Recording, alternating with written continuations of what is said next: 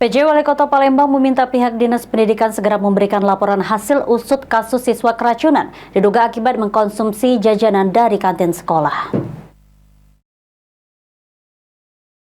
Menindaklanjuti peristiwa keracunan 4 orang siswa SDN Negeri 39 Palembang yang diduga akibat mengkonsumsi minuman kemasan dari kantin sekolah, PJ Wali Kota Palembang Ucok Abdul Raub Damenta mengatakan sejauh ini sudah ditindaklanjuti dan siswa sudah dibawa ke rumah sakit.